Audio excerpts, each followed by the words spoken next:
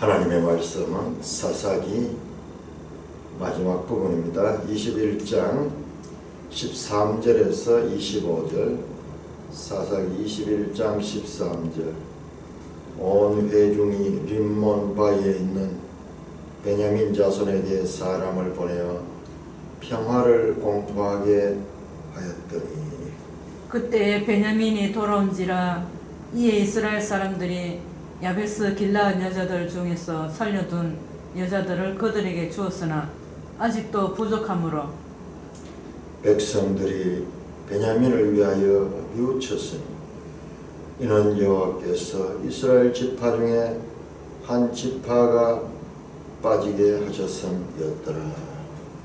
회중의 장로들이 이르되 베냐민의 여인들이 다 멸절되었으니 이제 그 남은 자들에게 어떻게 하여야 아내를 얻게 할까 하고, 또 이르되 베냐민 중 도망하여 살아남은 자에게 마땅히 기업이 있어야 하리니 그리하면 이스라엘 중에 한 지파가 사라짐이 없으리라.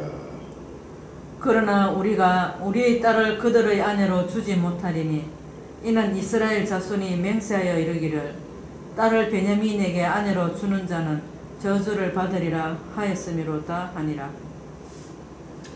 또 이르되 보라, 베델 북쪽 르보나 남쪽 베델에서 세겜으로 올라가는 큰 길 동쪽 실로에 매년 여호와의 명절이 있도다 하고, 베냐민 자손에게 명령하여 이르되 가서 포도원에 숨어 보다가 실로의 여자들이 춤을 추러 나오거든 너희는 포도원에서 나와서 실로의 딸 중에서 각각 하나를 붙들어 가지고 자기의 아내로 삼아 베냐민 땅으로 돌아가라.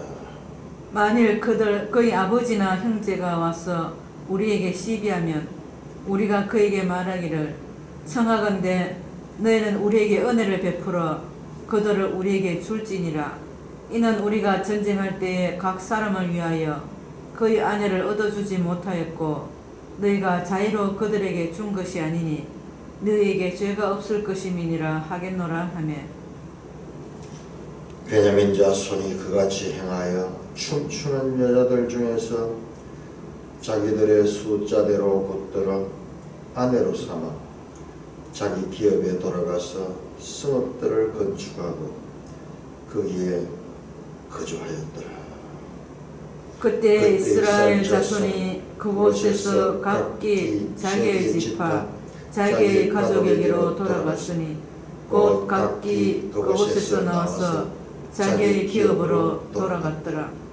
그때에 이스라엘의 왕이 없으므로 사람이 각기 자기의 소견에 옳은 대로 행하였더라.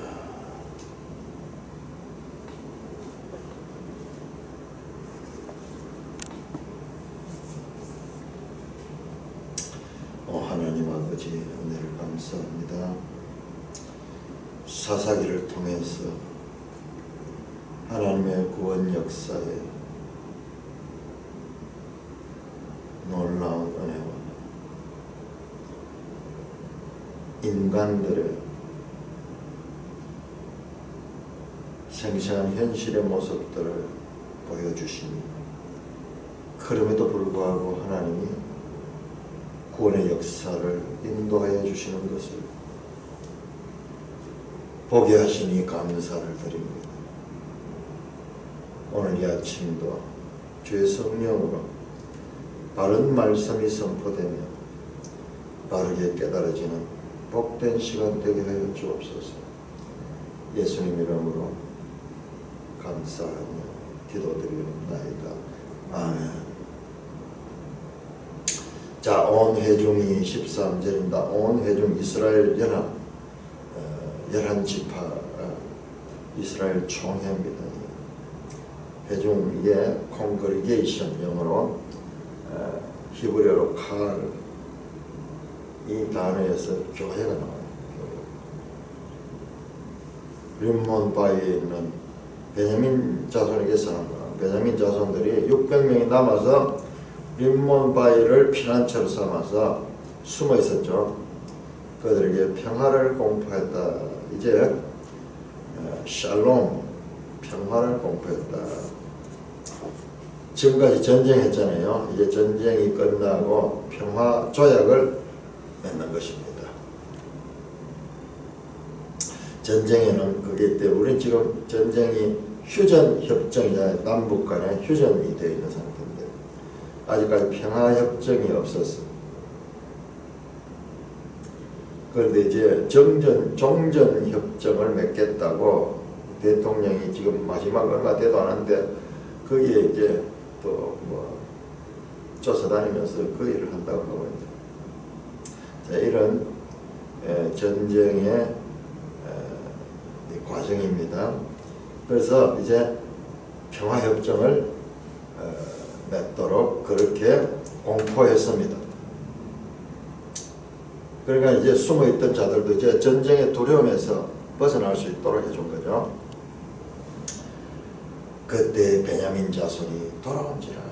와, 베냐민 자손 지금 돌아보니까는 이게 시간이 얼마나 걸리는지 모르지만은 정말 황당하게 됐죠. 온 지파가 다 몰살당해버리고 남자 600명만 남아있고 전쟁에 나가던 용사 600명만 남아있고 사람들이 완전히 다 몰살당했습니다. 우리가 너무 실감 없게 이 성경을 읽고 있죠. 글로 되어 있는 거기 때문에 과거 기록인데 우리가 감정이입해서 이걸 읽어야 돼요. 어마어마한 사건이 났습니다. 한 지파가 몰살당해버렸어요. 노인이고 여자고 어린이고 남아있던 자들도 몰살당해버렸어요. 그래서 베냐민이 돌아왔다. 이제 그 숨어있던 곳에서 나와가지고 아마 돌아왔다는 것은 그 베냐민 지파 땅으로 돌아오는 것 같아요. 예, 이스라엘 사람이 길랏 여자들 중에 살려둔 여자를 그들에게 주었다. 야베스 길랏 여자들. 이 여자들도 한번 생각해 보세요. 이 여자들도 어떻게 됩니까? 자, 야베스 길르앗은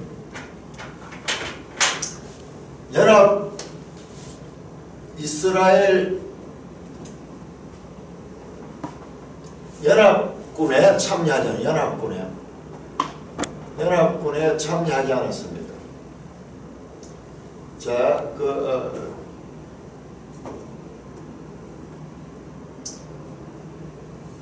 지중해입니다. 갈릴리 사해입니다. 서편, 그 다음에 동편, 길랏 야벳에서는 한 이쯤 돼요. 동쪽에 이쯤 된대요. 이 모든 지파들이 싸워서 이 베냐민 지파와 전쟁할 적에 이 길랏 야벳 사람들이 전쟁에 참여하지 않았습니다. 그로 말미암아서 나중에 저 사람들이 아마 갓집할 거예요. 갓집할. 저 위에가 아래가 르벤이고 르벤 갓 마나세 이 갓집파에 해당돼서 저는 앞에서부터 길랏 계속 나오더라고요. 길랏 아주 큰 길랏 지역이 여기가 아주 큰 지역이에요. 자, 연합군에 참여하지 않은 지파들에 대한 지적에 대한 메시지는 사실상요 여기만 나온 것이 아니라 저 앞에서부터 나왔어요. 우리 매일성경에서 매일성경 1장 자, 우리 다시 한번 돌아볼까요? 제가 그때도 한번 지적을 했는데요. 1장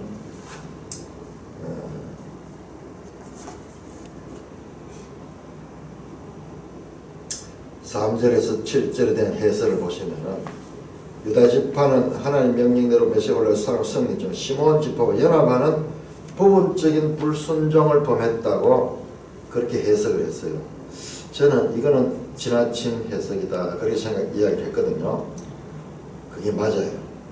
왜 그런가 그러면 자, 유다가 가라고 했다고 유다 혼자만 싸우는 것이 아니고 하나님께서는 이스라엘 지파들이 연합해서 일하기를 원했던 것 같아요. 그래서 이것은 초창기에 나오는 것은요, 사사기 구조거든요. 처음에는 선하고 점점 타락하는 구조거든요. 타락하는 구조인데, 특별히 또 시몬과 유다는 우리가 지도를 보면은 같이 이 유다 안에 시몬이 있잖아요. 그러니 이들은 당연히 연합해서 그 땅을 차지해야 돼요.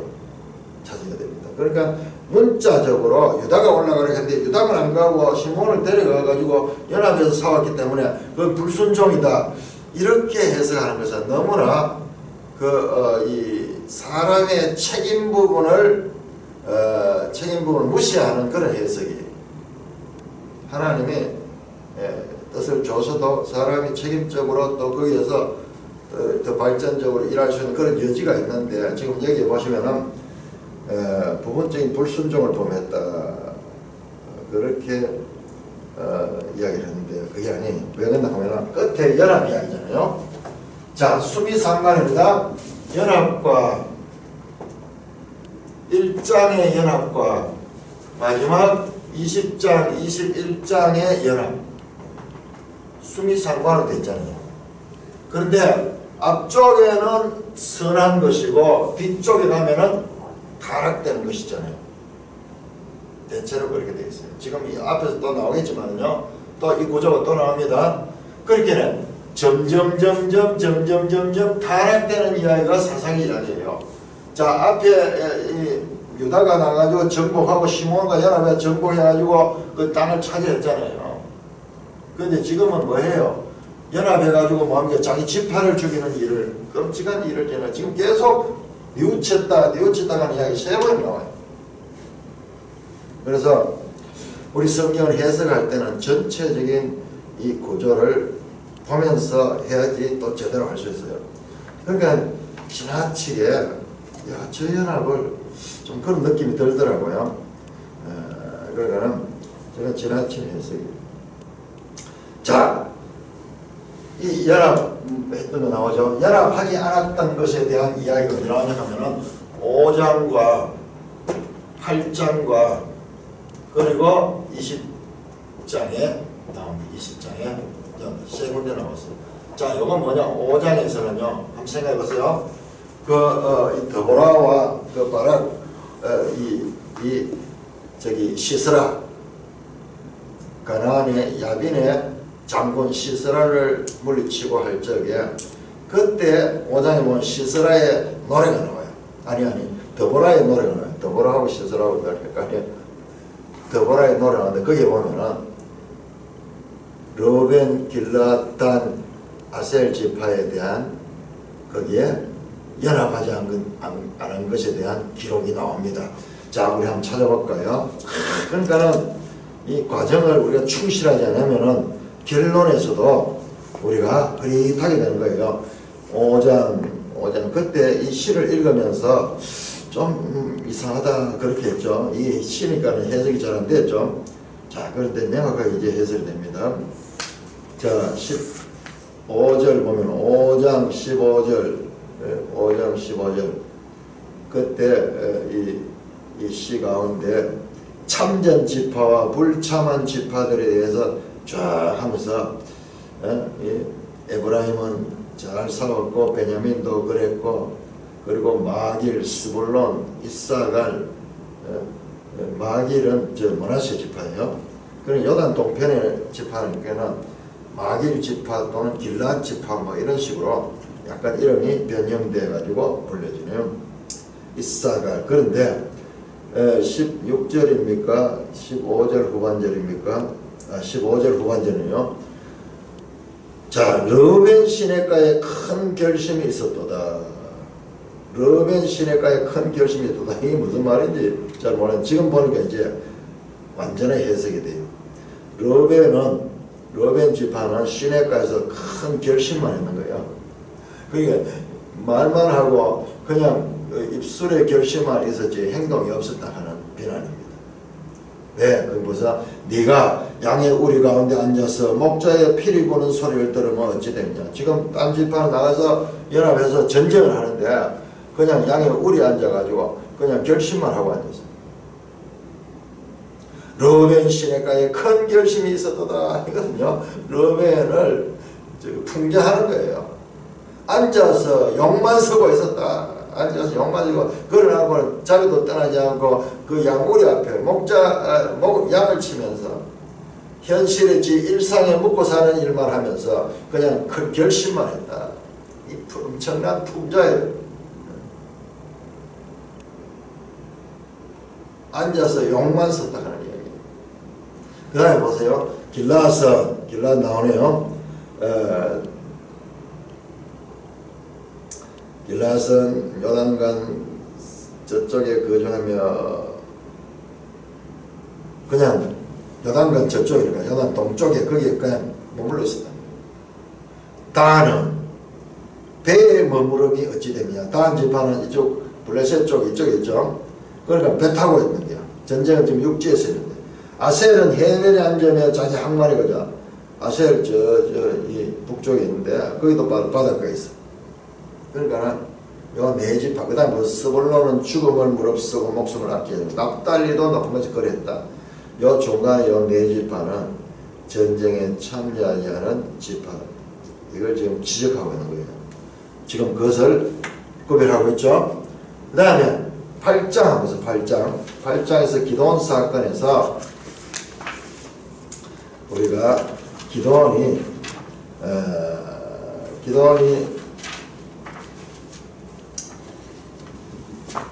8장 한번 보세요. 자, 이 과정이 충실하지 못하면은 우리 성경은요, 우리 40일째 지금 읽고 있는데 이렇게 해도 빠진 부분이 많아요. 8장 13절.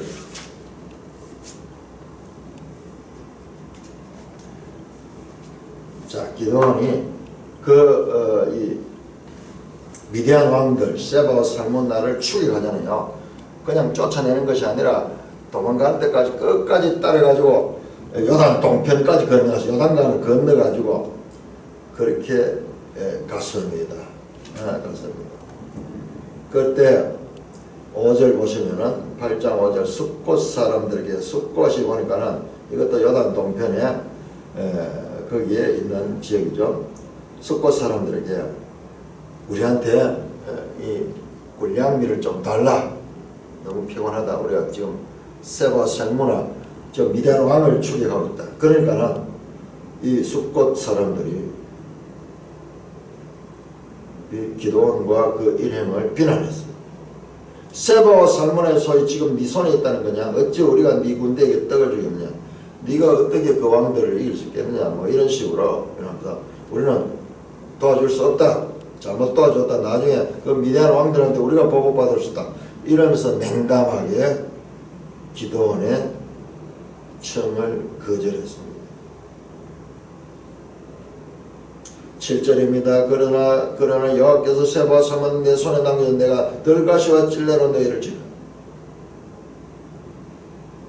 그에 대한 냉담에 대한 복수심을 가지고 갑니다. 그 다음에 8절 거기서 버느엘로 올라서 좀 더 버느엘로 가서 그들에게도 똑같이 구하니까 그 사람들도 숫곳 갓 사람들이지 그렇게 냉담했습니다. 그러자 내가 평안히 올 때 이 망대를 흘리라. 정말 이 말대로 그 세바와 살문나를 사로잡아 가지고 돌아오는 길에 이 사람들 찾아갑니다. 숫곳을 찾아가고 그리고 버느엘을 찾아가서 숫곳 사람들과 버느엘 사람들을 죽이고 징벌했다. 그 기사가 나와서 연합하지 않은 자들에 대한 처리. 민족적 전쟁인데 연합하지 않은. 그리고 또 한 것이 우리가 21장에 나왔던 그 베냐민과의 전쟁에서 이 길앗 야베스 사람들이 빠진 거예요. 그 이야기도 그러니까 이 지파 온 나라의 전쟁 가운데 혼자 살겠다고 그냥 이 소극적이었던 그들에 대한 지적이 사사기에 나오고 있다는 거예요. 나오고 있다는 거예요. 온 교회가 한 마음 한 뜻을 가지고 이래야 되는데 그런데 방관하거나 경멸하거나 무시하는 그런 자들에 대해서 징계가 있는 그런 경험도 우리는 여기서 볼 수 있습니다. 자, 그 결과 야베스 길앗 여자들이 이제 400명이 살아나고 나머지 다 죽었잖아요. 그 결과 연합전쟁에 참여한 결과 살겠다고 자기들만 참여하지 않은 그 결과 살고자 했던 것이 오히려 죽음으로 와서 처녀 400명 나누고 야베스 길앗 사람들이 다 죽음을 당했습니다.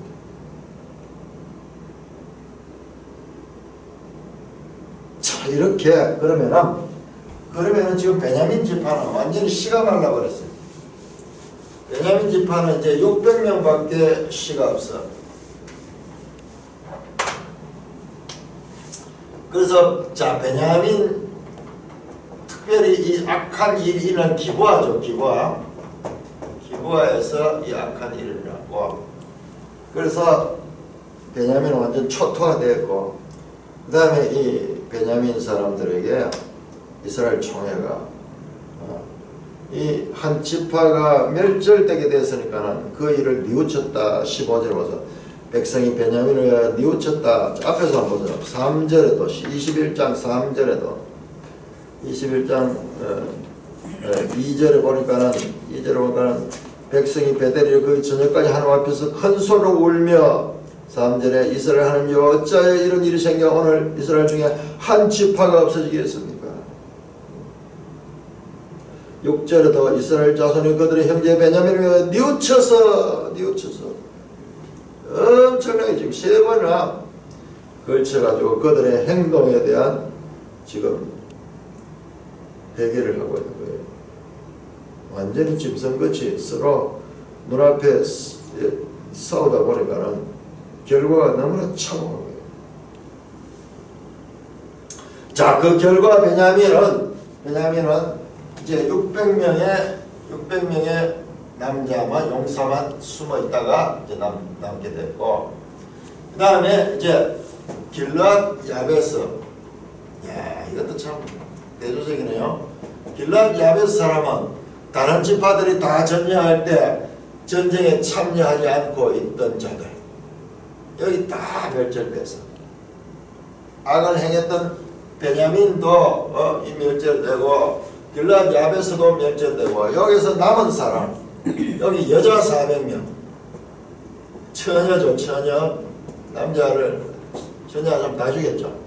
400명 이렇게 남아서 이 둘이가 이제 결혼을 하게 되는 겁니다. 결혼하게 돼서 그래서 이제 베냐민 지파는 완전히 물갈이가 됐다. 새로 출발됩니다. 새로 출발.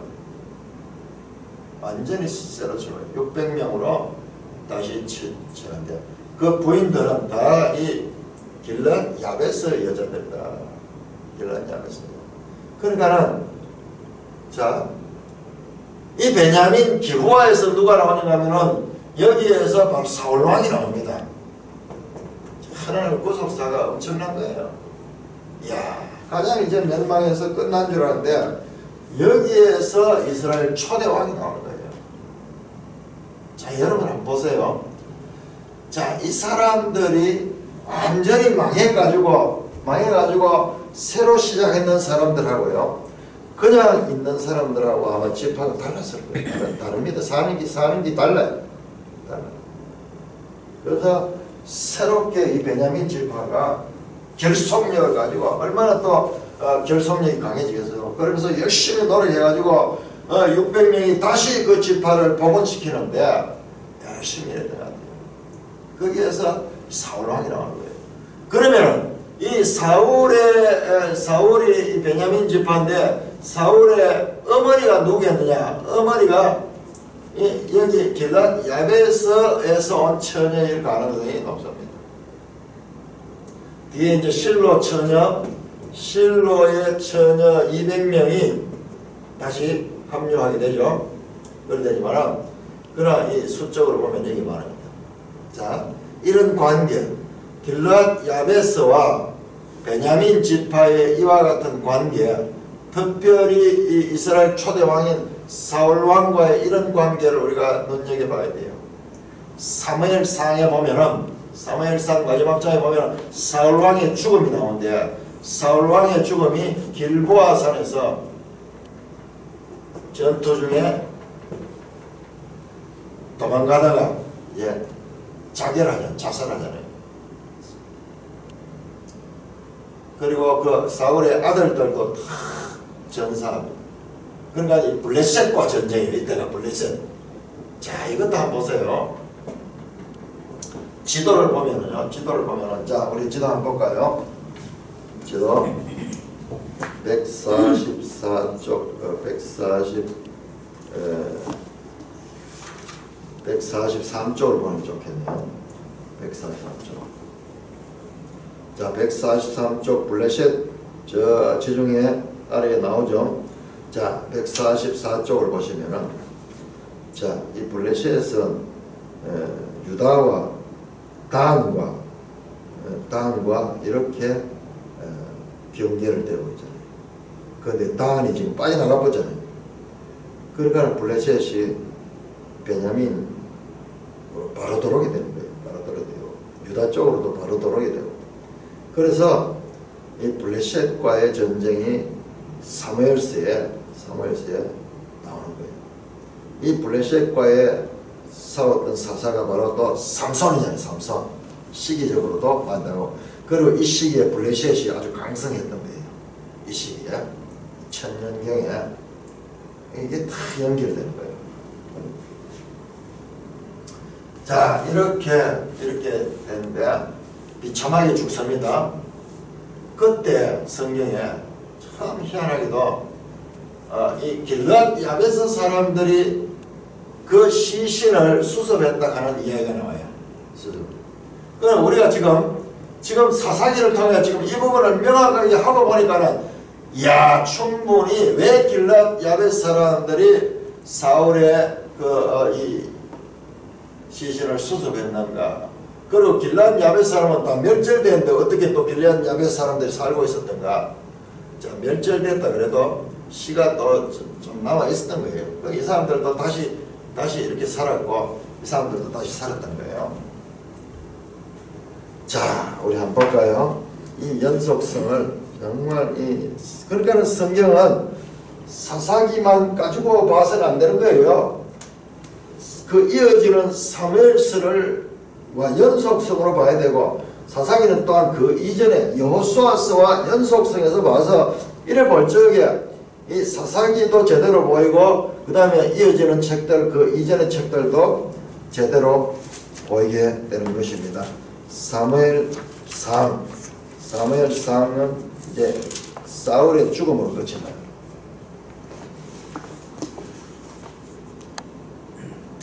31절입니다. 블레셋 사람들이 이스라엘 사람들이 블레셋 사람들 앞에서 도망하여 길보아 산에 엎드러져 죽으니라. 길보아 산이 어딘가 한번 볼까요? 지도 149쪽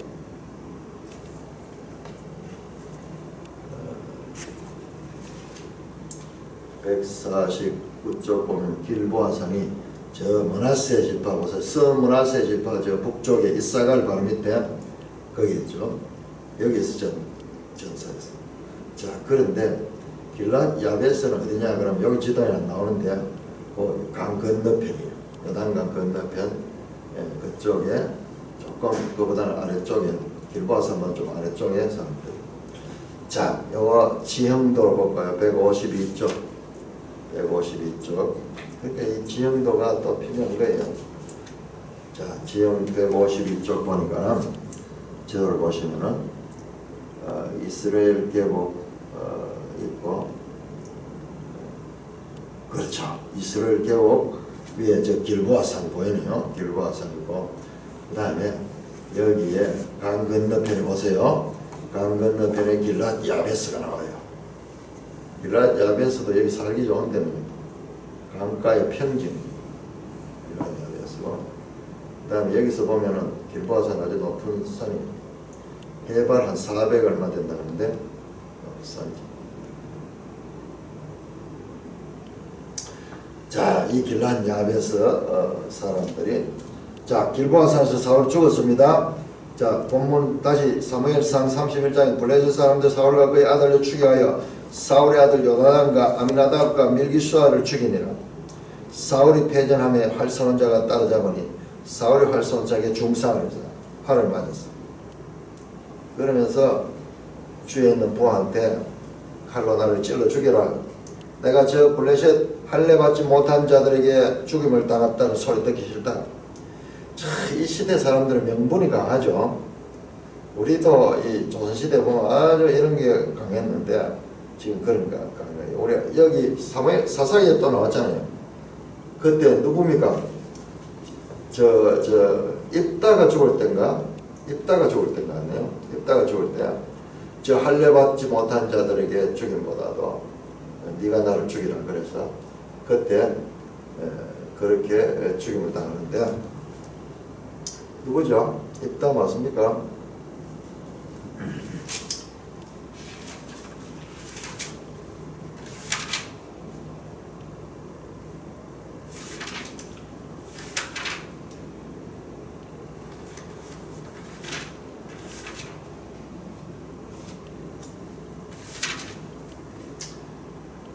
입다가 길을 쌓았다. 저는 나올 거예요.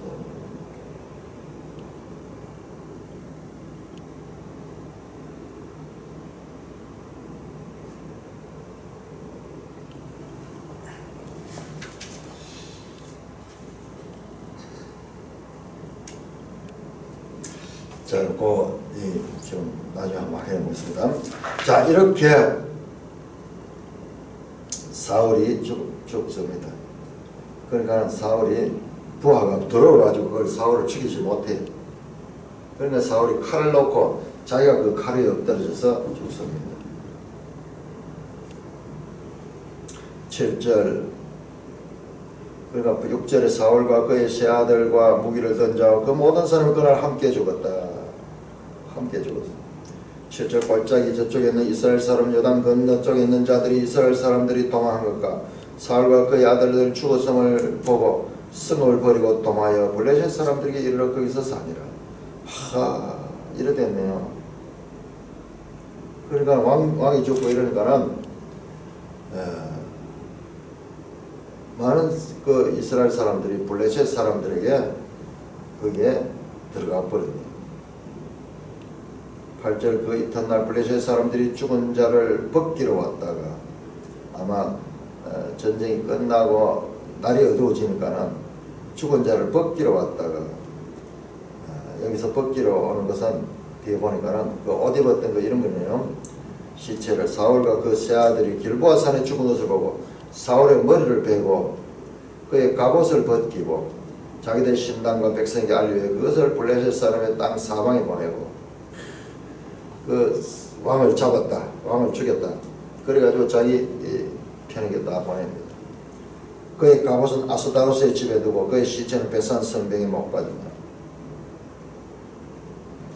자, 그때 11절 길랏 야베스 주민들이 블레셋 사람들이 사울에게 행한 일을 듣고 모든 장사들이 일어나 밤새도록 달려가서 사울의 시체, 우리 길랏 야베스의 주민들이 그 장정들이 가가지고 밤새도록 달려가지고 사울의 시체와 그 아들들의 시체를 가지고 와서 야베스에 와서 그 화장했는 것 같아요.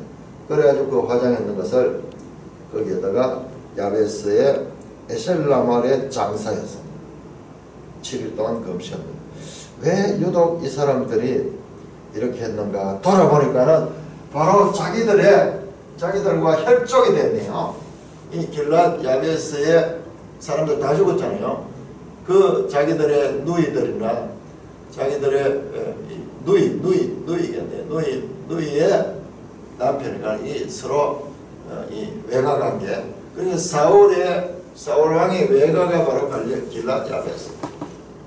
이래서 유독 이 사울에 대해서 그리고 사울도 또 통치를 할 적에 자기 외가 쪽에 대해서 특별하게 신경을 더 써줬던 것 같아요.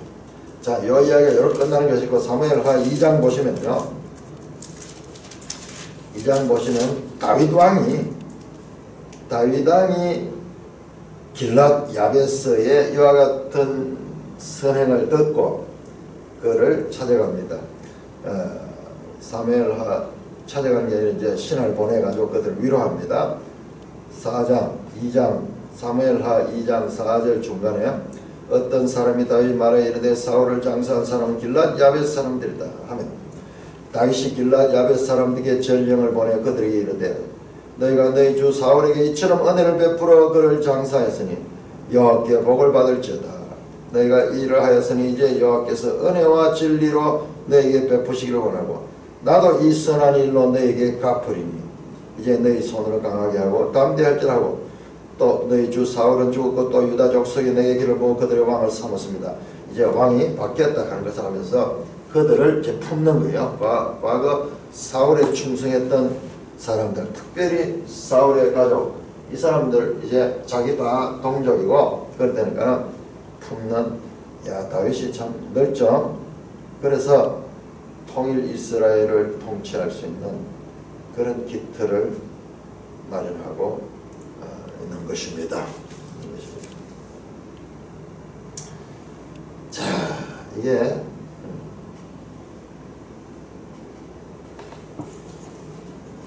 이런 관계가 있어요. 이런 관계. 그러면 사사기 없이 사무엘서가 없는 거예요.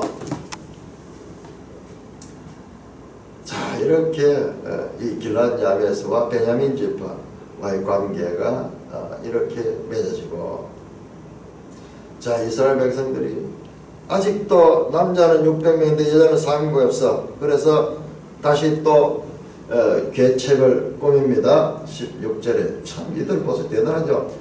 회중의 장로들이 이러 베냐민 여인들이 다 멸절돼서 이제 그 남은 자들 어떻게 해야 아내를 깨닫고 걱정은 뭐 도구로 하고 있네요.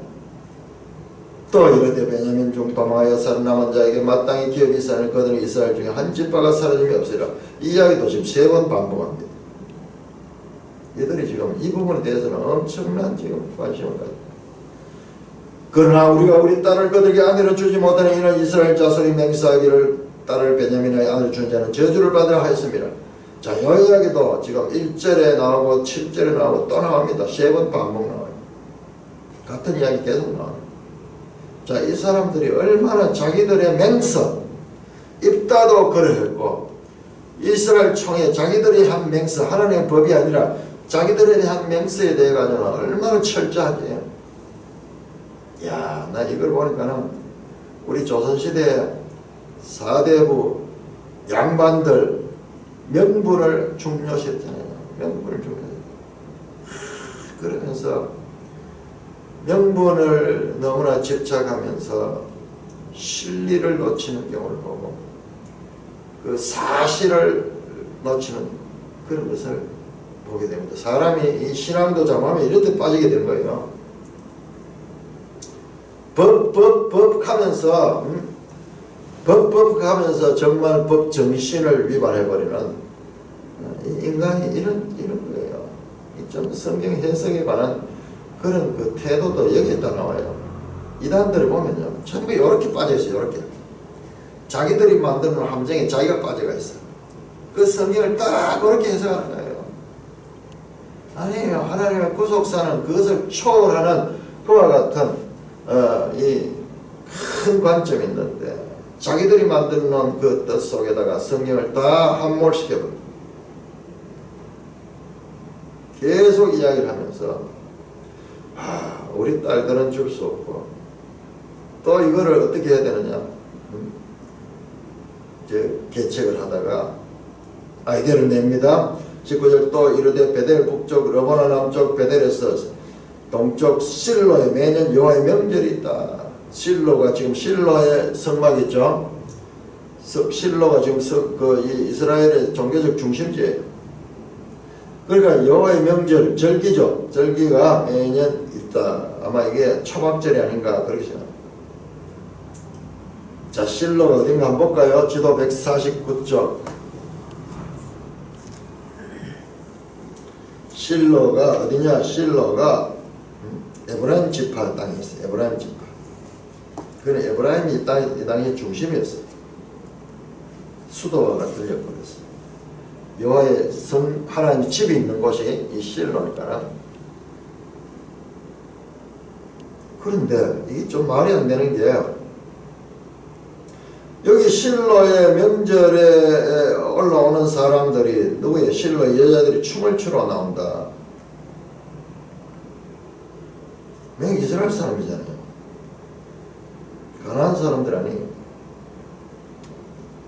그런데 너희는 포도원에서 나와서 실로의 딸 중에 각각 하나를 붙들어 가지고 아내로 삼아 베냐민 땅으로 들어가라.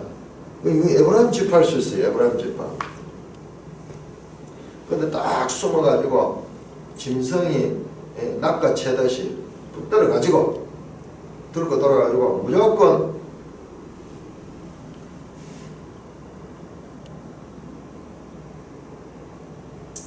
강탈하나 도적질하나. 그래서 너 땅으로 돌아가지고 거기서 자간 너 아내로 만들어라. 폭력적이고 그리고 이 충동적인 그와 같은 일을 행하도록 합니다. 그러니까 우리가 지금 이 사사기를 보면 여자들의 인권 가는 것은 지금 아무것도 없죠. 자, 그러면 문제가 생기네요. 그들의 이 아버지나 그들의 오빠들 이런 사람들이 와가지고 왜 내 여동생 내 딸을 가져왔느냐 그러면서 이제 시비를 걸면 또 전쟁이 일어나려 그러면은 그때 자기들은 이렇게 말하겠다는 거야. 22절 청하건대 너희는 우리에게 은혜를 베풀어 그들을 우리에게 주라. 은혜를 베풀어달라. 이는 우리가 전쟁할 때 각 사람의 그 아내를 얻어주지 못했고 너희가 너희들이 자유로 준 것이 아니라 우리가 그것을 빼앗아갔기 때문에 우리는 죄가 있을지 모르지만 당신들에는 죄가 없다. 그 본인들의 인격에 대해서는 아무 생각이 없고 그냥 자기들의 명분상 딸들의 아버지나 오빠들도 명분만 세워주고 그 다음에 당신들은 잘못했다. 우리가 잘못했는 거고 당신들이 우리한테 은혜를 베푸는 거다. 뭐 이렇게 하면서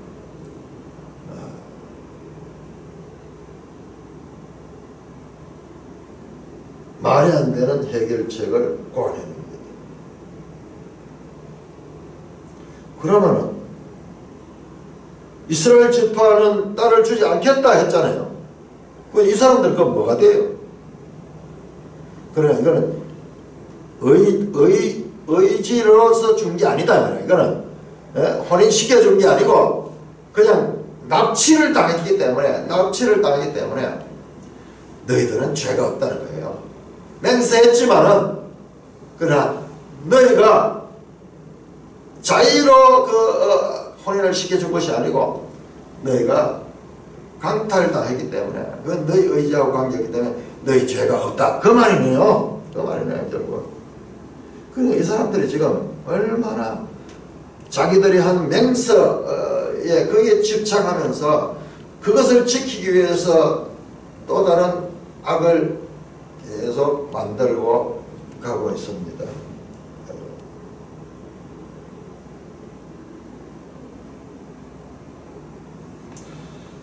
자, 기브아에서 이 레윈의 첩이 성폭행을 당해서 죽은 그 일에 대해서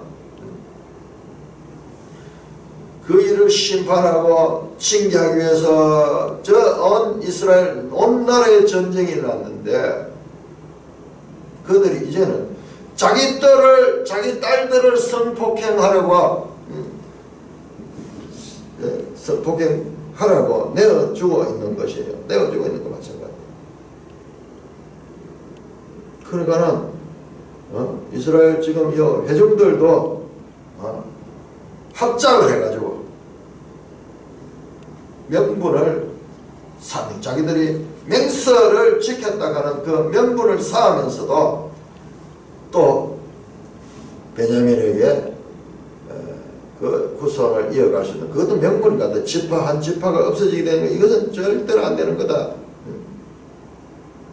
그게 지금 사로잡혀서 그걸 지키기 위해서 자기들이 한 맹세와 자기들이 한 그 판단을 지키기 위해서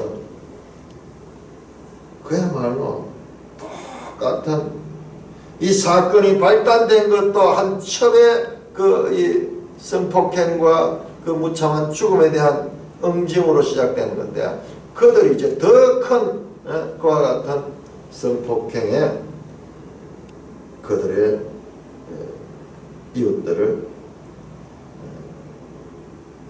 그렇게 공식적으로 할 수 있도록 그렇게 만들고 있습니다. 자, 그래서 23절 베냐민 자손이 그같이 행하여 춤추는 여자 중에 자기 숫자들을 200명을 받들어서 아내로 삼아 기업에다 성읍을 건축하고 거기에 거주하였더라. 그러면서 24절 그때 이스라엘 자손이 그곳에 각기 자기의 지파 자기의 가족에게로 돌아갔습니다. 곧 각기 그곳에서 나와서 자기 기업으로 돌아가더라. 이제 비로소 연합군들이 해산하면서 이제 일상으로 돌아가게 되었다는 것입니다. 자, 우리 여기에서 지금 보시면 뭔가 좀 말이 안 되죠. 이 베냐민 지파들이 악행을 했던 것도 그랬고 그것도 참으로 정말 혐오스러운 그런 일들을 행했는데 거기에 대한 대응은 더 심해서 결과적으로 이스라엘 지파들끼리만 죽음을 당하고 나중에 또 여자들은 길랏 야베스의 여자들이나 이 실로의 처녀들 이것들 완전히 몰인격적으로 그냥 강탈당하여서 그들이 베냐민 지파와 더불어 살도록 만들었습니다. 그런데 이게 우리 인간사가 이런 식으로 정말 럭비공이 어디로 튈지 모르는 그런 것처럼 지금 이어지고 있는 것입니다. 자, 이게 지금 3000년 전에 이 사사시대의 이야기 같으면서도요, 이게 우리 이 세계사를 보면은 이런 일들이 교회 시대도 있었어요. 특별히 저 북유럽의 바이킹족들 야만스럽게 살았거든요. 그 도둑질하고 막 이렇게 살았거든요. 그 바이킹족들 오늘날 저 덴마크 뭐 스칸디나비아반도 이쪽에 삽니다. 북유럽 사람들. 지금은 아주 그 뭐 문명화된 도시고 아주 선진국이지만 그 바이킹 유명하잖아요. 바다에 도적들이죠. 이 사람들이 어떻게 했냐 그러면 이 유럽 쪽에 이 독실한 크리스찬 여자들을 그렇게 이렇게 납치해가지고 그래가지고 그들과 자녀를 낳았어요. 그러니까 이게 졸지에 이 청천벽력 같은 타향에서 아주 거친 남성에게 그렇게 겁탈을 당해가지고 그런 상황에 놓여있던 그 처녀들 심정이 어떻겠습니까? 정말 오늘날 현대 여자들은 인류 역사에서 축복받은 세대예요. 우리나라도 마찬가지잖아요. 많은 전쟁이 일어날 때마다 여자들이 잡혀가고 특히 처녀들은 그렇게 잡혀가서 일본으로 저 중국으로 그렇죠. 근데 이 한편만 보면은 참 불행한 일이고 그런 것 같지만요. 자, 그렇게 이 잡혀간 여자들이 얼마나 한심하겠어요.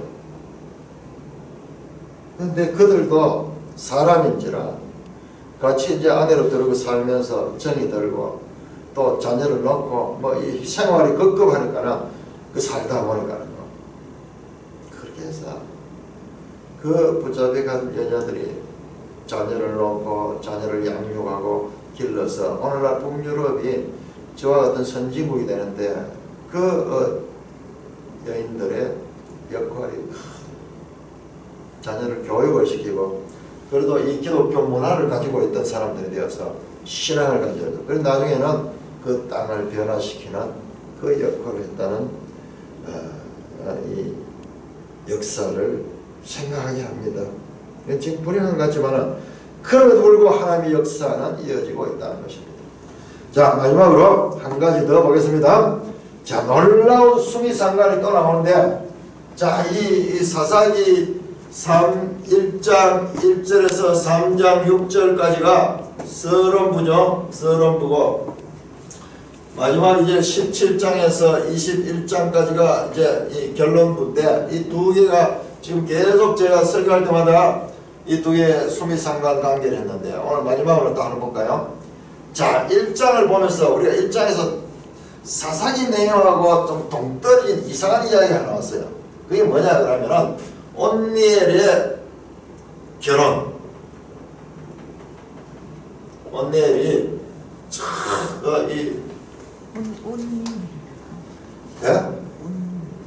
온니엘이잖아요. 그래, 온니엘이 누구하고 결혼했으면 갈렙의 딸 악사와 결혼했죠. 악사. 어떻게 악사와 결혼하게 됐습니까?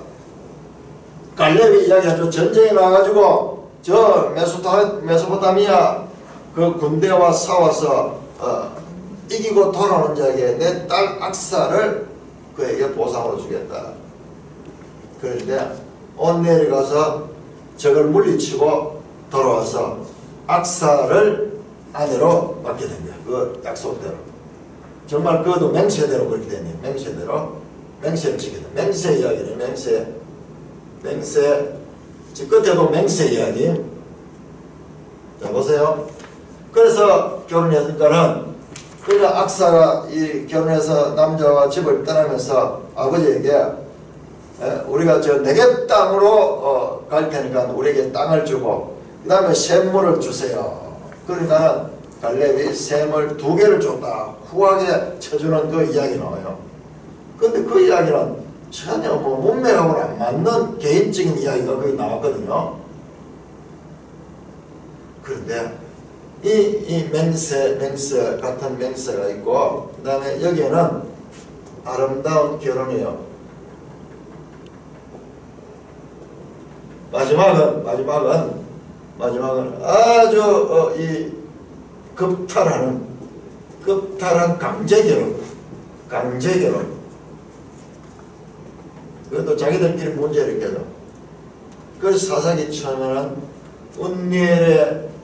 온니엘과 악사의 정말 아름다운 결혼과 그로 인해서 이제 땅을 얻고 셈을 얻고 거기서 살아갈 수 있는 희망에 부풀리는 그 장면이 나왔고, 사사기 마지막에는 급탈을 당해서 여자들이 그것도 때로 그것도 지파 간의 전쟁에 의해 가지고 이런 혼란 가운데 빠지는 결혼 이야기로 마감을 하고 있습니다.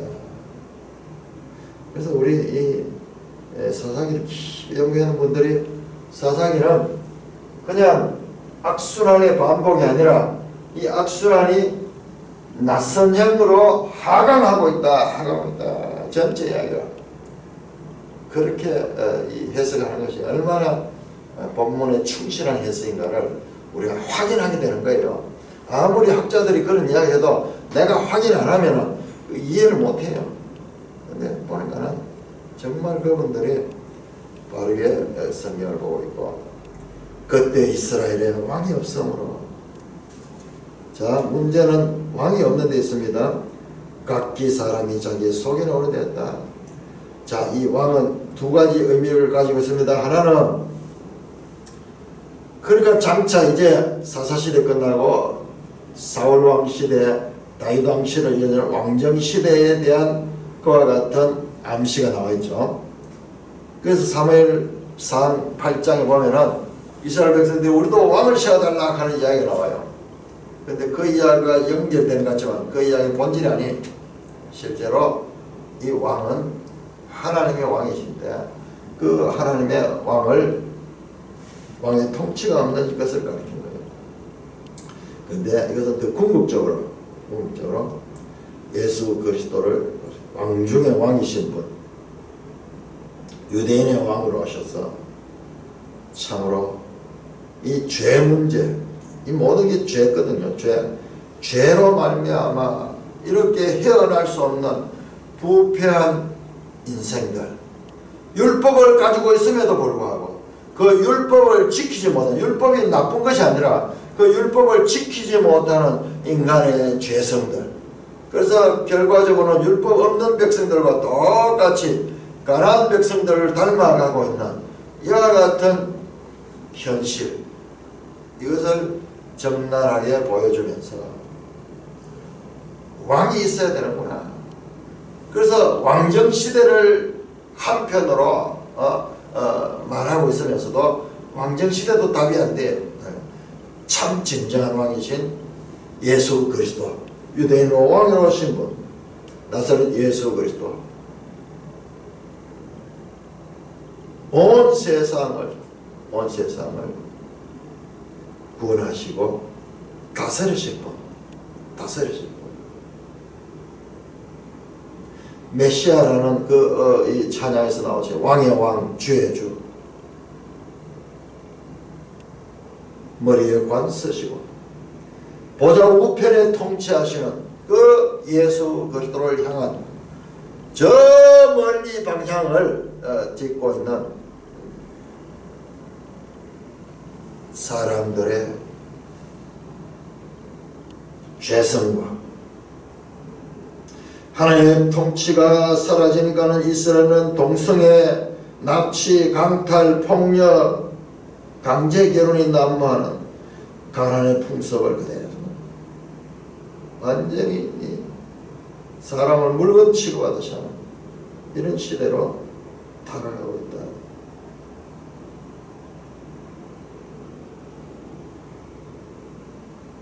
온미엘과 악사의 아름다운 결혼과 달리 그 베들레헴 출신 레인의 첩에 비참한 삶, 그리고 죽음, 빌란 야벳에서 사람들이 한마하는 그와 같은 그 여인들의 강제결혼, 그리고 실로의 처녀들의 강제결혼에 행하는 것,